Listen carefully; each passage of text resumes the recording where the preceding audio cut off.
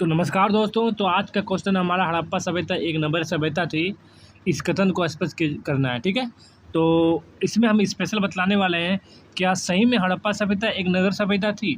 ठीक है, तो हम जो जो बातें बतलाएंगे वो साबित करेगा कि हाँ, हड़प्पा सभ्यता एक नगर सभ्यता थी। ठीक है, तो इस क्वेश्चन रहा आज का, तो समझना है तो पूरा वीडियो को अंत तक देखना। ठीक है, क्योंकि ये क्वेश्चन बहुत इंपॉर्टेंट है।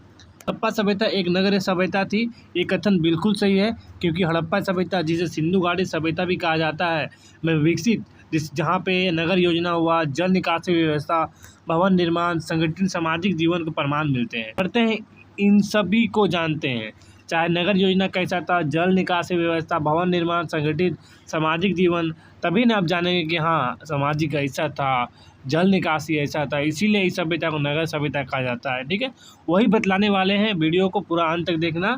ठीक है, तब आप समझ सकते हैं कि हाँ, हड़प्पा सभ्यता को एक नगर सभ्यता कहा जाता है। सबसे पहले कि संगठित और नगर नियोजन जो इस सभ्यता का एक विशेषता था, जिसके जरिए इस सभ्यता को नगर योजना कहा गया। ठीक है, हड़प्पा एवं मोहनजोदड़ो जैसे नगरों की योजना बहुत ही सुव्यवस्थित थी। ठीक है, सड़कों को उत्तर दक्षिण और पूर्व पश्चिम दिशा में काट कर बनाया गया था।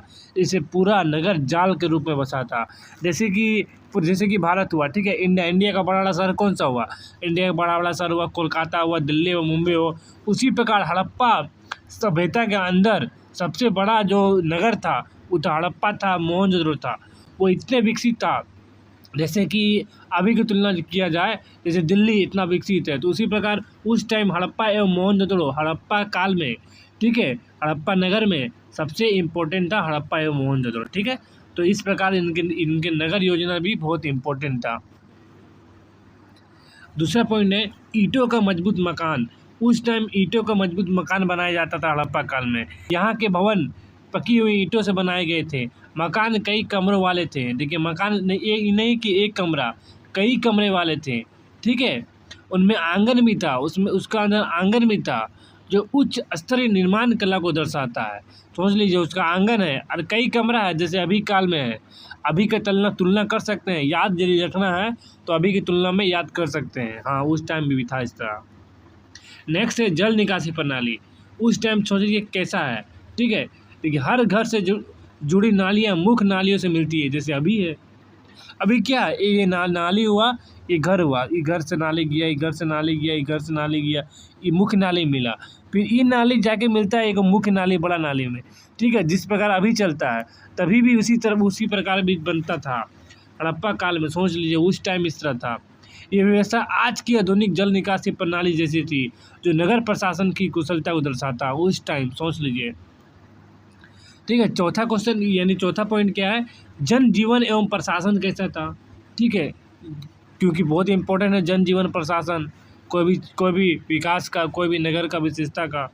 नगरों में प्रशासनिक इमारतें, ठीक है, गोदाम, स्नानागार, जैसे मोहनजोदड़ो में महान स्नानागार थे, और अनाज भंडार पाए गए, जो सुव्यवस्थित शासन व्यवस्था का प्रमाण मिलता है। बड़े बड़े महास्नानागार मिले मोहनजोदड़ो में, फिर अनाज भंडार मिले हैं। ये साबित करता है कि वहाँ का प्रशासन बहुत ही सुसंगठित था। ठीक है, जनजीवन वहाँ अधिक कुशल था। तब ने अनाज भंडार का मतलब क्या है? अनाज भंडार का मतलब उस टाइम सोच लिया अनाज भंडार कर रहा था, अभी तो कर ही रहा है। नेक्स्ट है पांचवा है कि व्यापार एवं कारीगरी कैसा था। ठीक है जी, इनका भी विशेषता है नगर का।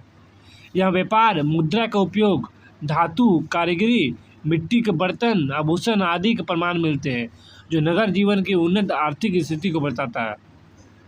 सोच लिए उस टाइम मिट्टी का बर्तन हुआ, आभूषण हुआ, धातु हुआ, कारीगर हुआ, ठीक है, उनका उपयोग होता था।